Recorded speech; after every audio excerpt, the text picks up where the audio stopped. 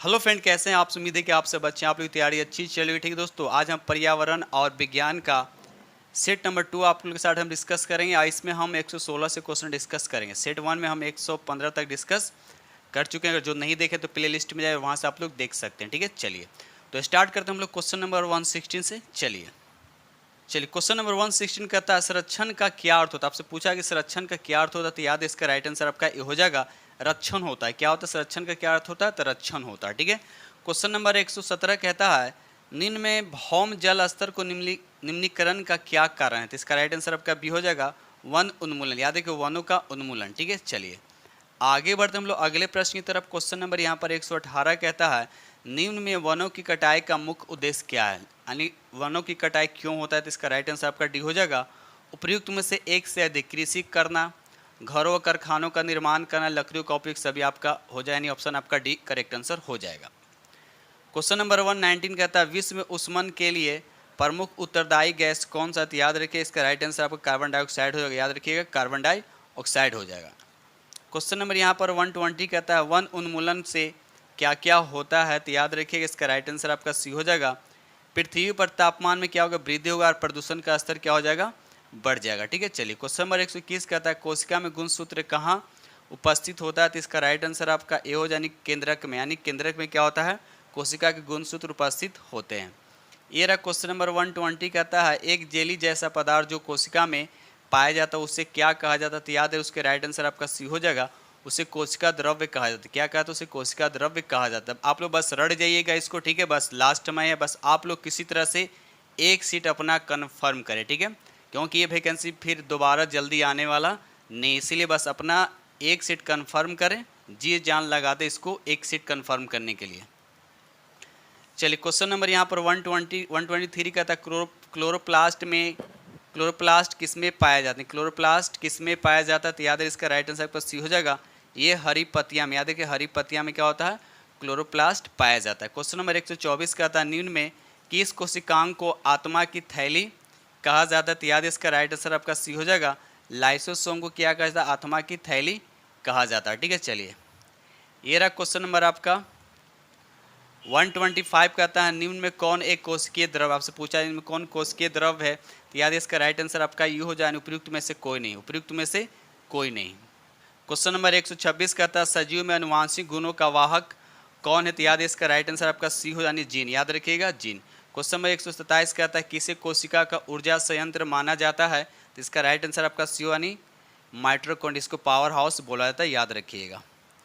Question number 128 कहता है केंद्रक को किस अभिरंजक द्वारा अभिरंजित किया जाता है। तो इसका राइट आंसर आपका सी हो जाएगा, सैफरनिन। याद रखिए सैफरनिन के द्वारा इसे अभिरंजित किया जाता है। ठीक है, चलिए ये रहा क्वेश्चन नंबर आपका 129 कहता है जंतु कोशिका में क्या नहीं पाए जाते हैं।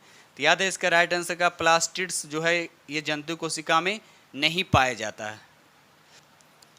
क्वेश्चन नंबर 130 कहता है कोशिका कितने प्रकार की होती है। तो याद है इसका राइट आंसर आपका बी हो यानी 2 प्रकार की होती है।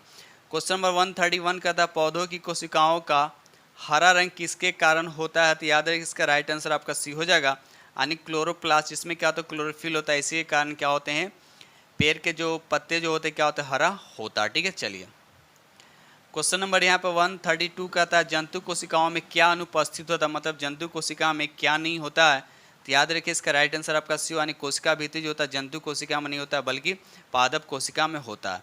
क्वेश्चन नंबर 133 कहता है कोशिका का खोज कब हुआ था। तो याद है इसका राइट आंसर आपका बी यानी 1665 में। याद रखिएगा 1665 में। क्वेश्चन नंबर 134 कहता है जीव की सूक्ष्म मूलभूत संरचनात्मक इकाई कौन है। तो याद है इसका राइट आंसर आपका बी हो जाएगा, यानी कोशिका यानी सेल। याद रखिएगा। चलिए क्वेश्चन नंबर 135 कहता है बर्फ में लकड़ी का चम्मच डाला जाता है तो क्या होता है। कह रहा बर्फ में जब लकड़ी का चम्मच डाला जाता है तो क्या होता है। याद है इसका राइट आंसर आपका सी हो जाएगा, बर्फ के कुचालक होने के कारण कोई प्रभाव नहीं पड़ता। क्वेश्चन नंबर 116 कहता है कोशिका की खोज किसने की। तो याद है इसका राइट आंसर आपका ए हो जाएगा, ल्यूवेनहोक। याद रखिएगा। चलिए बढ़ते हम लोग अगले प्रश्न की तरफ। क्वेश्चन नंबर 137 कहता है नर और मादा युग्मक मिलकर क्या बनाते हैं। तो इसका राइट आंसर आपका ए हो यानी युग्मनज बनाते हैं। याद रखिए युग्मनज जिसको बोलते हैं जायगोट का निर्माण करते हैं। ठीक है, चलिए ये रहा क्वेश्चन नंबर आपका 138 का था आंतरिक निषेचन कहाँ होता है। तो याद रखिए इसका राइट आंसर आपका ए होगा, यानी मादा के शरीर के अंदर क्या होता है, आंतरिक निषेचन होता है।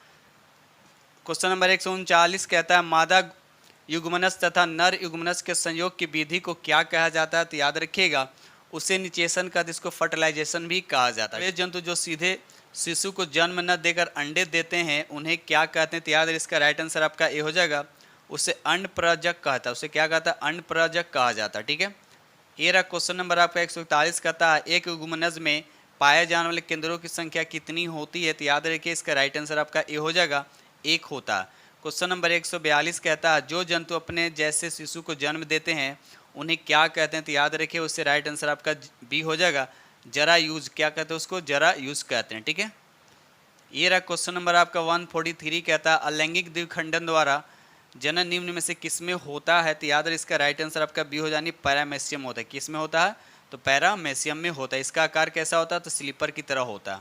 क्वेश्चन नंबर 144 कहता है हाइड्रा में जनन की विधि क्या है, तो आपका राइट आंसर बी हो जाएगा, मुकुलन द्वारा क्या होता है, हाइड्रा में क्या होता है, जनन होता है। ठीक है, चलिए ये रहा अगला प्रश्न। क्वेश्चन नंबर यहाँ पर 145 कहता है अमीबा में किस विधि द्वारा जनन होता है, तो याद रखिए इसका राइट आंसर आपका सी होगा, द्विविभाजन द्वारा क्या होता है, इसका जनन होता है। बढ़ते हैं हम लोग अगले प्रश्न की तरफ। क्वेश्चन नंबर 46 कहता है बाह्य निषेचन कहाँ होता है, तो याद रहे इसका राइट आंसर आपका बी हो जाएगा, मादा शरीर के बाहर, मादा के शरीर के बाहर क्या होता है, बाह्य निषेचन होता है। क्वेश्चन नंबर 147 कहता है मुर्गी अंडे के ऊपर क्यों बैठती है, मुर्गी जो अंडे के ऊपर क्यों बैठती है, तो याद है इसका राइट आंसर आपका ए हो जाएगा, उष्मायन के लिए, उष्मायन यानी हीट देने के लिए उसके ऊपर क्या होती है, बैठती है। ठीक है, चलिए क्वेश्चन नंबर यहाँ पर 148 कहता है निम्नलिखित में से किस थर्मामीटर में पारा होता है, किस थर्मामीटर में पारा होता है, तो याद रखिएगा इसका राइट आंसर आपका क्लिनिकल थर्मा ए हो जाएगा और प्रयोगशाला थर्मा दोनों, यानी ए और बी, यानी राइट आंसर आपका सी हो जाएगा।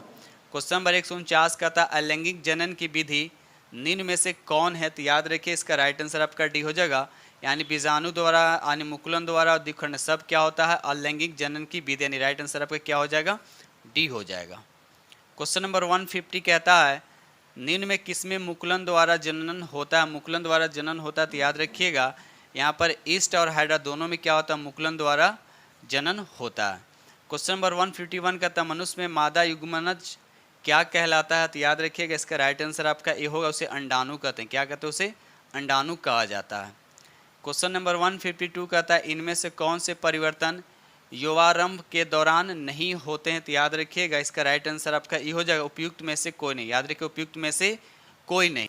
क्वेश्चन नंबर 153 कहता है युवा अवस्था प्रारंभ के साथ ही पौरुष हार्मोन स्रावित होता है उसे क्या कहते हैं, तो याद रखिएगा इसका राइट आंसर आपका ए हो जाएगा, टेस्टोस्टेरोन कहा जाता है, याद रखिएगा। चलिए क्वेश्चन नंबर 154 कहता है निम्न में कौन सा गुण सूत्र शिशु का लिंग नर के रूप में निर्धारित किया जाता है, तो याद रखिए इसका राइट आंसर आपका XY हो जाएगा, याद रखिएगा नर की बात है, अगर फीमेल की बात किया तो क्या हो जाएगा, XX, याद रखिएगा। चलिए आगे बढ़ते हम लोग अगले प्रश्न की तरफ। क्वेश्चन नंबर यहाँ पर 155 कहता है लड़कों के गले में उभरा हुआ भाग क्या कहलाता है, तो इसका राइट आंसर आपका बी हो जाएगा, एडम्स एप्पल या कंठमणि कहा जाता है, याद रखिए कंठमणि कहा जाता है। ठीक है, बढ़ते हम लोग अगले प्रश्न की तरफ। क्वेश्चन नंबर 156 कहता है मनुष्य की कोशिका के केंद्रक में कितने जोड़े गुणसूत्र पाए जाते हैं, तो याद है इसका राइट आंसर आपका बी यानी 23 जोड़े गुणसूत्र पाए जाते हैं। क्वेश्चन नंबर 157 कहता है पीड़ित व्यक्तियों से स्वस्थ व्यक्तियों में एड्स कैसे फैलता है, तो याद है इसका राइट आंसर आपका ये हो जाए उपयुक्त में से किसी के द्वारा नहीं, भाजे से न समा करने, कंघी साझा करने से, एक मच्छर काटने में से उपयुक्त में से कोई आंसर आपका सही नहीं है, यानी राइट आंसर आपका क्या होगा, तो ई हो जाएगा। क्वेश्चन नंबर यहाँ पे 158 कहता है निम्न में कौन मादा जनन हार्मोन है, मादा जनन हार्मोन पूछ रहा है, तो याद इसका राइट आंसर आपका ए हो जाएगा, एस्ट्रोजन जो है ये मादा जनन हार्मोन है।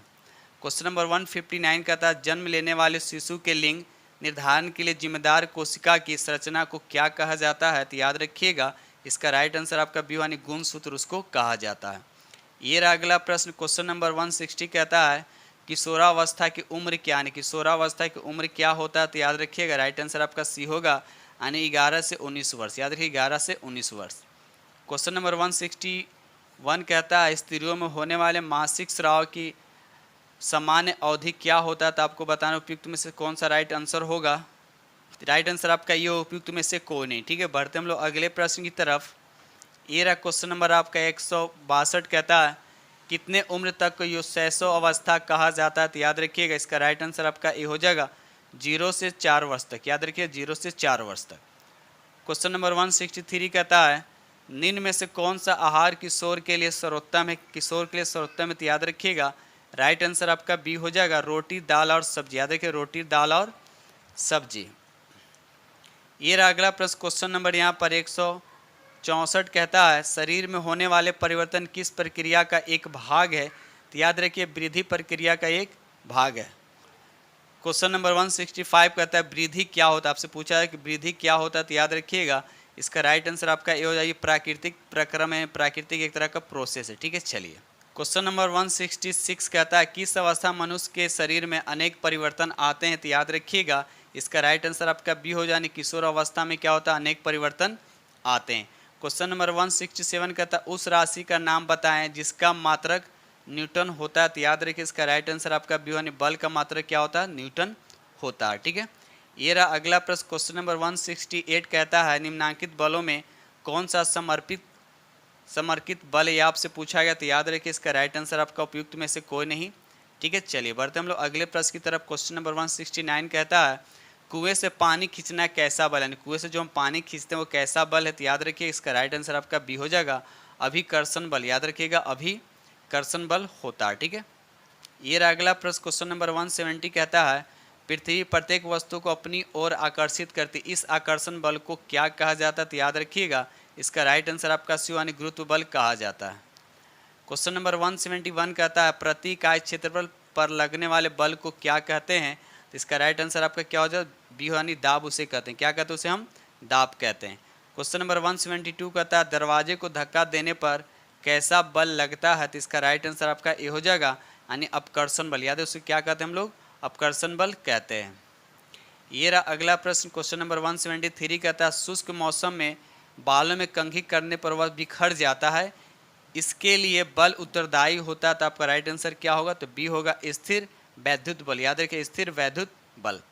क्वेश्चन नंबर 174 कहता है बल का मात्रक कौन है? तो याद रखिए राइट आंसर आपका बी हो यानी न्यूटन हो जाएगा। ठीक है, ये रहा अगला प्रश्न क्वेश्चन नंबर 175 कहता है निम्न में कौन दाब का मात्रक है? पूछ रहा दाब का मात्रक कौन? तो याद रखिए दाब का मात्रक होता है पास्कल होता है। तो यहाँ पर आपको दे रखा है पास्कल और न्यूटन प्रति वर्ग मीटर यानी दोनों हो जाए। राइट आंसर आपका क्या हो जाएगा? यहाँ पर सी हो जाएगा।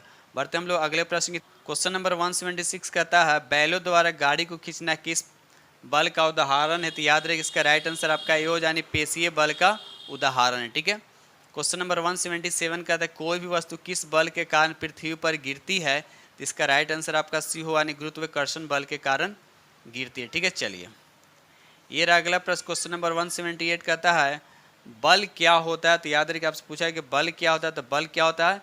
बल में क्या होता है? परिणाम भी होता है और दिशा होता है। इसका मतलब बल क्या होता है? सदिश राशि होता है। क्या होता है? ये सदिश राशि होता है, याद रखिएगा। ठीक है, चलिए आगे बढ़ते क्वेश्चन नंबर 179 कहता है बल के कौन कौन से रूप है? तो याद है इसका राइट आंसर आपका सी हो जाएगा अभिकर्षण अपकर्षण ये दोनों रूप होता है किसका? तो बल का। क्वेश्चन नंबर 180 कहता है भार दे रखा मतलब वेट की बात कर रहा है तो वेट का मात्रक बताना है क्या होता है? तो इसका मात्रक होता है न्यूटन। अब बल का भी मात्रक क्या होता है? न्यूटन, ये भी याद रखिएगा। चलिए यानी भार एक तरह के क्या होते हैं? यहाँ पे जो भार दे रखा वो भी एक तरह क्या होता है? बल ही होता है। क्वेश्चन नंबर यहाँ पर 181 कहता है बल का प्रयोग किसमें परिवर्तन लाने में किया जाता है? तो याद रखिए इसका राइट आंसर आपका डी हो जाएगा यानी वस्तु की गति लाने में भी, कार्य में भी और क्रिया प्रतिक्रिया में भी। यानी राइट आंसर आपका क्या हो जाएगा? डी हो जाए उपयुक्त में से एक से अधिक। क्वेश्चन नंबर 182 कहता है तरल घर्षण को कम करने की सही आकृति क्या है? तो याद है इसका राइट आंसर आपका बी हो जाएगा वृत्तीय। याद रखिएगा वृत्तीय। क्वेश्चन नंबर 183 कहता है जिस द्रव का उपयोग से घर्षण कम होता है उसे क्या कहते हैं? तो याद है इसका राइट आंसर आपका बी हो जाएगा उसे स्नेहक द्रव कहा जाता है। क्या कहा जाता है? उसे स्नेहक द्रव कहा जाता है। ठीक है, चलिए अगला प्रश्न क्वेश्चन नंबर यहाँ पे 182 कहता है घर्षण हमेशा क्या होता है? आपसे पूछा जा रहा है घर्षण हमेशा क्या होता है?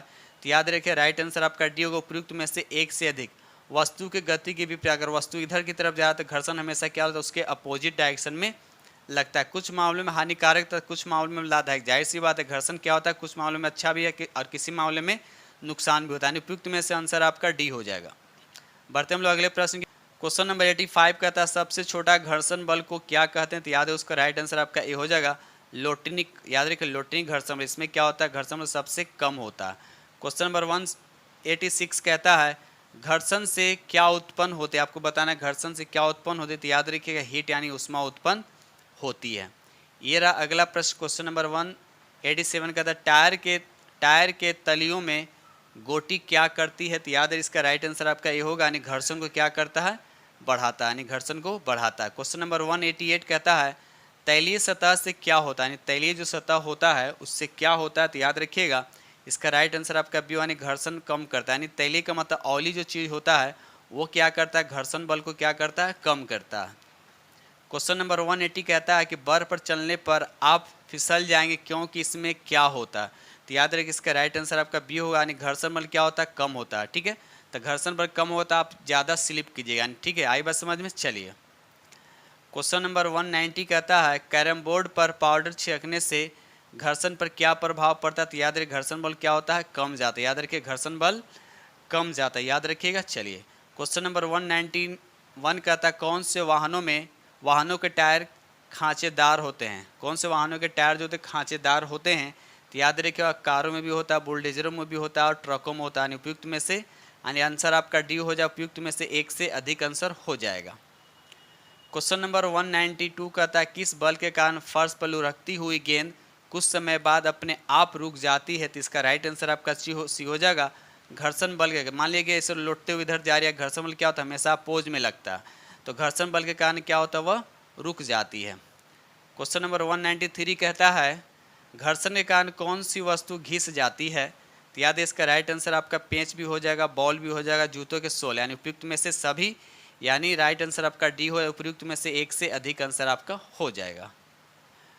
क्वेश्चन नंबर 194 कहता है तरल में कौन गति कर सकता है, आपसे पूछ रहा है तरल में कौन गति कर सकता है, तो याद रखिएगा राइट आंसर मछलियाँ भी, सांप भी और पक्षी भी, तो राइट आंसर आपका क्या हो जाएगा डी हो जाएगा। क्वेश्चन नंबर 195 कहता है घर्षण बल किस पर निर्भर करता है, तो याद रखिएगा वस्तु की आकृति पे भी, तरल की प्रकृति के भी और अभिलंब बल पे भी, तो राइट आंसर आपका क्या हो जाएगा डी हो जाए, उपयुक्त में से एक से अधिक।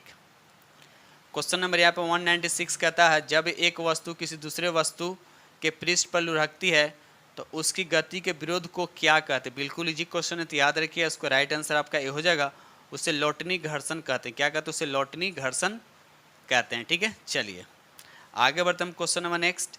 ये रहा अगला प्रश्न क्वेश्चन नंबर 197 कहता है जब एक दूसरे के संपर्क में आए पृष्ठ सापेक्ष गति करे या गति करने की प्रवृत्ति रखे तो घर्षण बल क्या होते हैं, तो याद है इसका राइट आंसर आपका बी हो जाएगा, इस पर निर्भर नहीं करता कि वस्तु ठोस है, द्रव है या गैस है, याद रखिएगा। चलिए क्वेश्चन नंबर यहाँ पे 198 कहता है यदि हम दरवाजे के कब्जों पर तेल लगा दें तो घर्षण पर क्या प्रभाव पड़ता है। हम लोग कब्जे पे तेल लगाने का मतलब कि हम घर्षण को क्या करते हैं कम करते हैं, क्या करते हैं हम लोग कम करते हैं, याद रखिएगा। चलिए क्वेश्चन नंबर 199 कहता है ध्वनि संचरण होती है, ध्वनि संचरण होती है तो याद रखिए ठोस में भी होता है, द्रव में भी होता है और गैस में भी होता है, तो उपयुक्त में से क्या हो जाएगा एक से अधिक, सबसे ज़्यादा ठोस में होता है, सबसे कम क्या होता है गैस में होता है, याद रखिएगा। चलिए ये रहा अगला प्रश्न क्वेश्चन नंबर 200 कहता है अप्रिय ध्वनि को क्या कहा जाता है, जो ध्वनि अप्रिय होता है उसे क्या कहते हैं, उसे शोर कहते हैं, क्या कहते हैं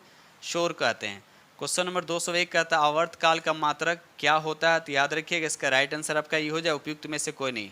आवर्त काल क्या होता है, देखिए क्या होता है यहाँ पर, आवर्त काल का हम यहाँ सेकेंड बोल सकते हैं, सेकेंड होता है, याद रखिएगा। चलिए क्वेश्चन नंबर यहाँ पर 202 कहता है इनमें किसमें आवाज़ की आवृत्ति सबसे अधिक होता है, इनमें किसमें आवाज़ की आवृत्ति जो होता है फ्रीक्वेंसी जो सबसे ज़्यादा होता है, तो याद है कि छोटी बच्ची की फ्रीक्वेंसी क्या होता है सबसे ज़्यादा होता है। क्वेश्चन नंबर 203 कहता है प्रस्रव ध्वनि की आवृत्ति कितनी होती है, तो याद रखिएगा इसका राइट आंसर आपका ये हो यानी 20,000 हर्ट्ज से अधिक को क्या बोलते हैं प्रस्रव ध्वनि कहते हैं। अश्वत ध्वनि किसे बोलते हैं जो 20 हर्ट्ज से कम होता है। ठीक है, चलिए क्वेश्चन नंबर 204 कहता है हमें कोई ध्वनि सुनाई देती है, हमें कोई ध्वनि सुनाई देती इसका कारण क्या आपको ये बताना है, तो याद रखिए इसका राइट आंसर आपका सी होता है, यानी कंपन के कारण क्या होता है कोई भी ध्वनि हमें सुनाई देता है। ठीक है, चलिए ये रहा अगला प्रश्न क्वेश्चन नंबर 205 कहता है मानव के कानों के लिए श्रव्यता प्रासानी सुनने की क्षमता यानी कितना उसका रेंज होता है, तो याद रखिएगा 20 से 20,000 के हर्ट्ज के बीच, याद यानी 20 से कम भी नहीं होना चाहिए और 20,000 हर्ट्ज से ज़्यादा भी नहीं होना चाहिए।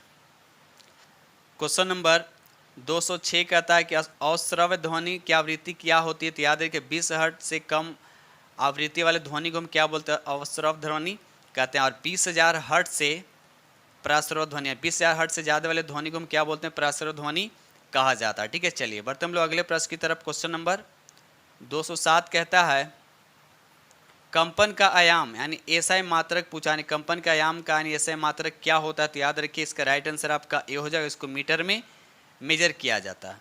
क्वेश्चन चलिए क्वेश्चन नंबर यहाँ पे 208 कहता है कि आवृत्ति का मात्रक क्या होता है, तो पहले तो हर्ट्ज भी होता है और प्रति सेकेंड भी होता है, तो आंसर आपका क्या हो जाएगा, डी हो जाएगा, उपयुक्त में से एक से अधिक हो जाएगा। ठीक है, चलिए ये रहा अगला प्रश्न। क्वेश्चन नंबर यहाँ पर 209 कहता है ध्वनि की प्रबलता किस कारक पर निर्भर करती है, तो याद है इसका राइट आंसर आपका ए हो जाए, आयाम पर निर्भर करती है। ठीक है, ये रहा अगला प्रश्न। क्वेश्चन नंबर 210 कहता है ध्वनि तरंगों की प्रकृति होती है, तो आपको बताना है कैसा होता है, तो इसका राइट आंसर आपका बी हो जाए, अनुदैर्घ्य तरंग होता है। क्या होता है, अनुदैर्घ्य तरंग। ध्वनि को चलने के लिए क्या होता है, मीडियम की जरूरत पड़ता है, सॉलिड, लिक्विड और गैस। तो सॉलिड में सबसे ज़्यादा और गैस में क्या होता है, सबसे कम होता है। क्वेश्चन नंबर 212 कहता है मनुष्य पर पराश्रव्य तरंग का क्या प्रभाव पड़ता है, तो याद है इसका राइट आंसर आपका बी होगा, नहीं सुनी जा सकती। याद रखिए पराश्रव्य तरंग किसे कहते हैं, जो 20,000 हर्ट्ज से ज़्यादा होता है उसको हम बोलते हैं पराश्रव्य तरंग, और जो 20 से कम होता है उसे अश्रव्य तरंग कहा जाता है। याद रखिएगा हम लोग सुनते हैं कितनी रेंज, 20 से 20,000 हर्ट्ज के बीच का। ठीक है, 20 से 20,000 हर्ट्ज के बीच का ध्वनि को हम लोग सुनते हैं, न 20 से कम होना चाहिए न 20,000 से ज़्यादा होना चाहिए। ये अगला प्रश्न क्वेश्चन नंबर 212 कहता है शिकार परभक्षियों या बदहाओं का पता लगाने के लिए चमगादड़ अथवा डॉल्फिन किस परिघटना का उपयोग करते हैं, तो याद इसका राइट आंसर आपका ये हो जाएगा, प्रतिध्वनि का निर्धारण करती है। याद रखिए प्रतिध्वनि का निर्धारण का उपयोग करती है। ठीक है दोस्तों, इस तरह से हमने आज आप लोगों के साथ 100 क्वेश्चन डिस्कस किया, टोटल हो गया आपका 212। ठीक है, और नेक्स्ट वीडियो हम सेट 3 में लेकर आएंगे। ठीक है, तो उम्मीद करते हैं कि ये सेशन जो अभी हम पढ़ा रहे हैं पर्यावरण विज्ञान का आप लोग को पसंद आया होगा। अगर पसंद आए तो प्लीज़ लाइक जरूर कीजिएगा। जो फ्रेंड इस चैनल पर पहली बार विजिट कर रहे थे चैनल को सब्सक्राइब कर लीजिएगा और साथ में बेल आइकन को प्रेस करना नहीं भूलिए। तो इसी के साथ वीडियो करते हैं समाप्त। अब मिलते हैं आप लोग से नेक्स्ट वीडियो में, तब तक के लिए थैंक यू वेरी मच।